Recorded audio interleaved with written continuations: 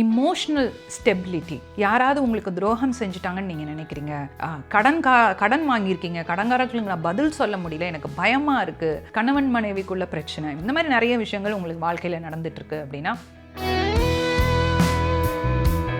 நீங்கள் நோட்டாக வந்துட்டு manifestation 369 method ஆகட்டும், மற்ற மேனிஃபெஸ்டேஷன் மெத்தடாக இருக்கட்டும், தொடர்ந்து நீங்கள் அங்கே எழுதிட்டே இருக்கும்போது மேனிஃபெஸ்டேஷன் செஞ்ச விஷயமெல்லாம் உங்களுக்கு இன்னைக்கும் எந்த ஒரு கான்சர்ட் நடந்தாலும் இளையராஜா சார் முதல்ல இந்த பாடலை பாடுவார். நற்பவி யோகிராம் சரத்குமார், ரேகா த டேரட் குவீனின் அன்பான வணக்கங்கள். சின்னதாக ஒரு வீடியோ, ஒரு பாடல் கேட்டுக்கிட்டே இருங்க, தொடர்ந்து டெய்லியும் கேளுங்க, உங்கள் வாழ்க்கையில் சிறப்பான மாற்றங்கள் வரும் அப்படின்னு சொல்லியிருந்தேன். நிறைய பேர் வீடியோ பார்த்துட்டு பாடலை கேட்டுட்டு தொடர்ந்து பாசிட்டிவான ஃபீட்பேக்ஸ் சொல்லிகிட்டே இருக்கீங்க. மிக்க மகிழ்ச்சி. இந்த ஃபீட்பேக்கை கேட்டுட்டு வாங்க. மேம், நீங்கள் லாஸ்ட் வீக் இந்த ஒரு சினிமா பாட்டு போட்டிருந்தீங்க, அதனால் நல்ல பெனிஃபிட்ஸ் இருக்கும் அப்படின்னு.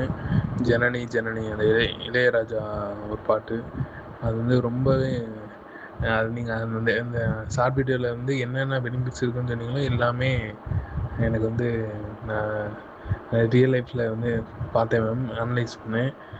அந்த மாதிரி வேறு எதுவும் நான் இந்த மாதிரி பாட்டு இருந்தால் போடுங்க மேம், நாங்கள்லாம் ட்ரை பண்ணி பார்க்குறோம்.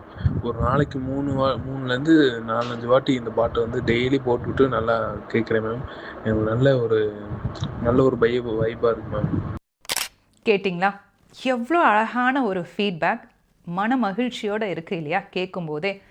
இந்த மாதிரி உங்களோட வாழ்க்கையிலையும் சிறப்பான மாற்றம் தேவைன்னா தொடர்ந்து இந்த வீடியோவை பாருங்கள். தாய் மூகாம்பிகை கேள்விப்பட்டிருக்கீங்கன்னா கமெண்ட் செக்ஷனில் எஸ் அப்படின்னு சொல்லுங்கள். ஒரு லைவ் இன்ட்ராக்ஷன், அதாவது உங்ககிட்ட நான் நேரில் பேசுகிற மாதிரி இந்த வீடியோ இருக்கணுங்கிறதுக்காக தான் உங்களை கமெண்ட் பண்ண சொல்கிறேன். தாய் மூகாம்பிகை கோவில் சிறப்பாக எங்கே இருக்குது அப்படின்னா கொல்லூர், கர்நாடகாவில் இருக்குது. மூகாம்பிகை அப்படின்னு இந்த வார்த்தையை கேட்டதும் உங்களுக்கு யாரெல்லாம் ஞாபகம் வரா? நம்ம எல்லாருக்கும் பிடிச்ச ஒரு மியூசிஷியன் இளையராஜா சார் தான் எல்லாருக்கும் மோஸ்ட்டாக ஞாபகம் வருவாங்க. இளையராஜா சார் தாய் மூகாம்பிகை மேலே அவ்வளோ ஒரு பற்று, ஸ்பிரிச்சுவாலிட்டி சைடு ஒரு ஸ்ட்ராங்கான ஒரு பிலீஃப் வச்சுருக்கவர்.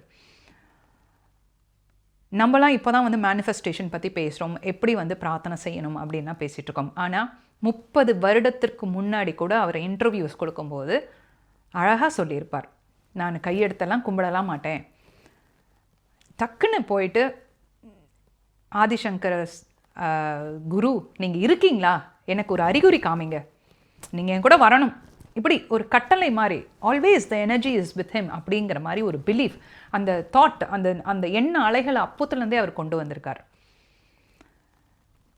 அதற்கு காரணம் இருக்குது.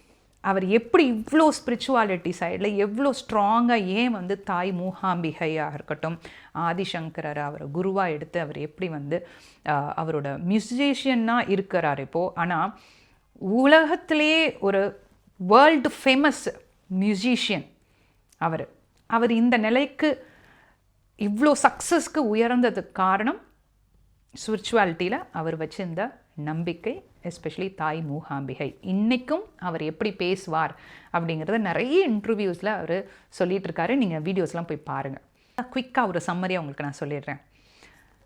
ராஜா சார் அவராக கம்போஸ் பண்ணி மியூசிஷியன் ஆகிறதுக்கு முன்னாடி மைசூருக்கு ஒரு ஆர்கெஸ்ட்ரா, அதுக்காக ஒரு பாடல் அங்கே போயிட்டு எல்லாருக்கூடையும் அவர் லீட் பண்ணணும். அங்கே போகிறாரு. அப்போது அவருக்கு பயங்கரமான ஃபீவர். சரியா? அப்போ ஃபோன்லாம் கிடையாது, எதுவும் கிடையாது, பயங்கரமான ஃபீவர். அவரோட ஃப்ரெண்ட்ஸ் கிட்ட சொல்கிறாரு, ஃபீவர்லாம் வரத்துக்கு முன்னாடி சொல்கிறாரு, மைசூர் வந்திருக்கோம், நம்ம தாய் மூகாம்பிகையை போய் பார்க்கணும் அப்படின்னு. ஆனால் அவங்கெல்லாம் வேறு ஏதோ பிளான் வச்சுருக்காங்க. திடீர்னு இவருக்கு ஃபீவர் வந்துடுது. இன்னை வரைக்கும் அவருக்கு இந்த மாதிரி ஒரு ஃபீவரே வந்ததில்லை அப்படின்னு அவரே சொல்லியிருக்கார்.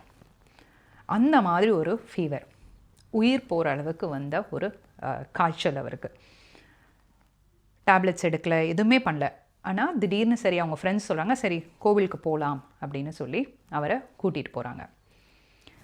கோவிலில் காலடி எடுத்து வச்சதும் அவரோட ஃபீவர் சரியாகுது. நிறைய இன்ட்யூஷன் பவர்ஸ் அவருக்கு அங்கே கிடச்சிருக்கு.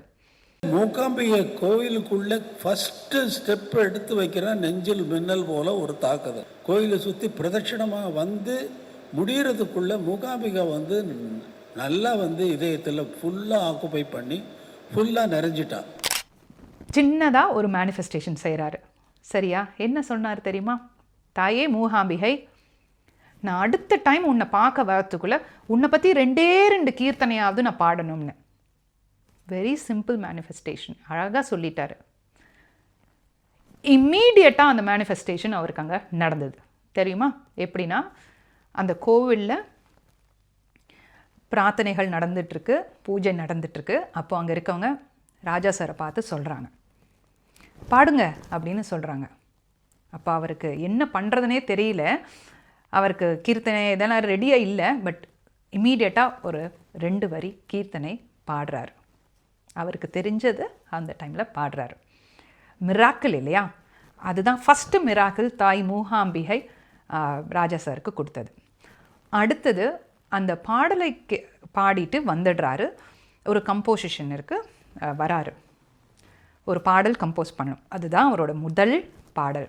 நிறைய பேர் அவரோட முதல் பாடல் என்னன்னு உங்கள் எல்லாருக்கும் தெரியும். ஒரு 10 ரிஹர்சல் கிட்ட வைக்கலாம் அப்படின்னா யோசிக்கிறாரு. யோசிச்சுட்டு ப்ரிப்பேர் ஆகி போகிறாரு, ஸ்டூடியோவுக்கு போகிறாரு. 6 ரிஹர்சல் தான் நடந்திருக்கு. டக்குன்னு மியூசிக்கெல்லாம் போட்டாச்சு, எல்லாம் ரெடி ஆயாச்சு, டியூனெல்லாம் கரெக்டாக வந்தாச்சு. அன்னக்கிளி அப்படிங்கிற அந்த பாடல் ரிலீஸ் ஆகுது. ராஜா சார் அமைச்ச அந்த முதல் பாடல் மேசிவ் சக்ஸஸ். இந்த சக்ஸஸ்க்கு முன்னாடி என்ன நடந்ததுன்னா, அதாவது பாடல் வந்து கம்போஸ் பண்ணுறதுக்கு முன்னாடி நாள் ஆதிசங்கர் அவர்கிட்டையும் குருக்கிட்டையும் மூகாம்பிகைக்கிட்டையும் சிம்பிளாக ஒன்று சொல்கிறார், எனக்கு ஏதாவது ஒரு சைன் கொடுங்க, திரும்ப அறிகுறியாக நீங்கள் என்னோட இருக்கீங்க அப்படிங்கிறதுக்கு ஒரு அறிகுறியாக கொடுங்க அப்படின்னு சொல்லி கேட்கும்போது, காலையில் ஒருத்தர் காவி வேட்டி இதெல்லாம் கட்டிட்டு வந்து அவர் கதவை தட்டி, நான் தாய் மூகாம்பிகை கோவில்லேருந்து வரேன், இதாங்க பிரசாதம் அப்படின்னு கொடுத்துருக்காரு. What a miracle. Second miracle அவரோட லைஃப்பில். அந்த ஹாப்பினஸ்லே, அந்த சந்தோஷத்துலேயே போயிட்டு 6 ரிஹர்சலில் அன்னக்கிளி பாடல் ரிலீஸ் ஆகுது. Massive success. ஸோ அங்கேருந்து தொடர்ந்தது நம்ம ராஜா சாரோட ஸ்பிரிச்சுவாலிட்டி சைடு, அதாவது அவரோட நம்பிக்கை. இன்றைக்கும் தாய் மூகாம்பிகை அப்படின்னு சொன்னால் அவருக்கு புல்லரிக்கும் அப்படின்னு சொல்லியிருக்காரு. இப்போ எனக்கே அப்படி தான் இருக்குது. சரி, இந்த பாடல் கேட்குறது மூலியமாக சக்ஸஸ் அப்படிங்கிறது எப்படி வரும்? முதல்ல எண்ண அலைகளில் மாற்றம் வரும். Emotional stability. யாராவது உங்களுக்கு துரோகம் செஞ்சுட்டாங்கன்னு நீங்கள் நினைக்கிறீங்க, இக்கட்டான சூழ்நிலை மாட்டிகிட்ருக்கீங்க, பணம் விஷயத்தில் வெளியில் வர முடியல, கடன் வாங்கியிருக்கீங்க, கடன்காரர்களுக்கு நான் பதில் சொல்ல முடியல, எனக்கு பயமாக இருக்குது, இந்த மாதிரி நிறைய விஷயங்கள் வாழ்க்கையில் நிறைய இந்த மாதிரி போராட்டங்கள் வந்துகிட்டே இருக்குது, கணவன் மனைவிக்குள்ள பிரச்சனை, இந்த மாதிரி நிறைய விஷயங்கள் உங்களுக்கு வாழ்க்கையில் நடந்துகிட்ருக்கு அப்படின்னா, முதல்ல ரெஸ்பான்சிபிலிட்டி நீங்கள் எடுத்துக்கணும்.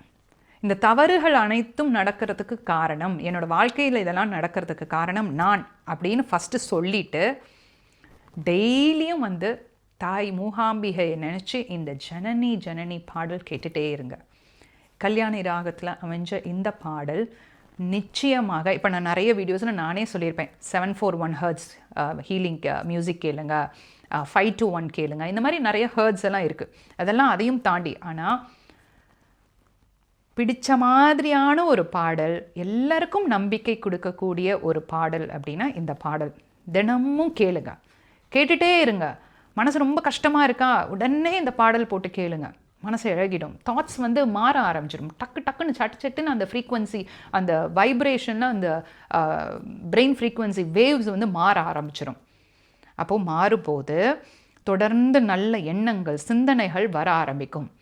அப்போது அந்த நேரத்தை பயன்படுத்தி உங்களோட மேனிஃபெஸ்டேஷன்ஸை செய்யுங்க. மேனிஃபெஸ்டேஷன் அப்படிங்கிறது நீங்கள் சிம்பிளாக ஃபஸ்ட்டு தெரிஞ்சுக்க வேண்டிய ஒரு விஷயம். உங்களோட எண்ண அலைகளில் மாற்றம் வராமல் நீங்கள் நோட்டாக வந்துட்டு மேனிஃபெஸ்டேஷன் 369 மெத்தட் ஆகட்டும், மற்ற மேனிஃபெஸ்டேஷன் மெத்தடாக இருக்கட்டும், தொடர்ந்து நீங்கள் அங்கே எழுதிட்டே இருக்கும்போது மேனிஃபெஸ்டேஷன் செஞ்ச விஷயமெல்லாம் உங்களோட டோர் ஸ்டெப்புக்கு வெளியில் காத்துக்கிட்டு இருக்கும். அதை நீங்கள் எடுக்கணும்னா நீங்கள் முதல்ல கதவை திறக்கணும். அந்த கதவை திறக்கிறதுக்கான முதல் ஸ்டெப்பு ரியலைசேஷன், செல்ஃப் ரியலைசேஷன். அதற்காக தான் இந்த பாடலை நான் தொடர்ந்து கேட்க சொல்கிறேன். கேட்டுகிட்டே இருங்க. அதோட அர்த்தம் தெரிஞ்சு கேளுங்க. பாடலோட அர்த்தம் தெரிஞ்சு கேளுங்க. ராஜா சார் இன்னொரு விஷயம் கூட இன்னொரு இன்டர்வியூவில் சொல்லியிருப்பார். ஜனனி ஜனனி பாடல் எப்படி உருவானது, அதற்கு எப்படி ஆதிசங்கரர் ஐயா அவரோட குரு அவருக்கு எப்படி வந்து வழிகாட்டினார், அது எந்த மாதிரியான ஸ்கிரிப்ட் சான்ஸ்கிரிட்லேருந்து எப்படி வந்து இந்த பாடல் உருவாச்சு. ஆக்சுவலி இந்த பாடல் அவர் பாடியிருக்க வேண்டியதில்லை, ஜேசுதாஸ் சார் பாடியிருக்க வேண்டியது. ஆனால் அவரோட வாய்ஸில் இன்றைக்கி நம்ம கேட்டுட்ருக்கோம். இன்றைக்கும் எந்த ஒரு கான்சர்ட் நடந்தாலும் இளையராஜா சார் முதல்ல இந்த பாடலை பாடுவார். நான் கேட்டிருக்கேன், லண்டனில் நடந்த கான்சர்ட்டில் முதல் பாடல் இதுதான்.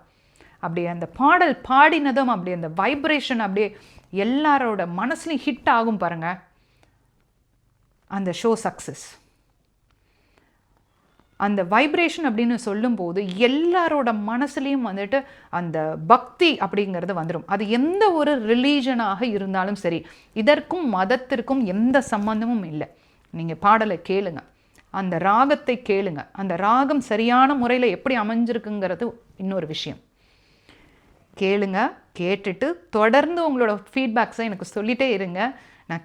நான் பார்த்துட்டு தான் இருக்கேன். எனக்கு வாட்ஸ்அப்பில் மெசேஜ் அனுப்பிச்சு நிறைய பாசிட்டிவ் ஃபீட்பேக்ஸ் கொடுக்குறீங்க. மிக்க மகிழ்ச்சி. தொடர்ந்து என்னோடய வீடியோஸ் எல்லாத்துக்கும் இவ்வளோ சப்போர்ட் எனக்கு கொடுக்கறதுக்கு மிக்க மகிழ்ச்சி. தாய் மூகாம்பிகைக்கு நன்றி. சக்ஸஸ் உங்களையும் நோக்கி வந்தாச்சு இந்த வீடியோ வழியாக. மீண்டும் மற்றொரு பதிவில் நான் உங்களை சந்திக்கும் வரை லண்டனிலிருந்து நான் உங்கள் ரேகா, த டாரட் குயின்.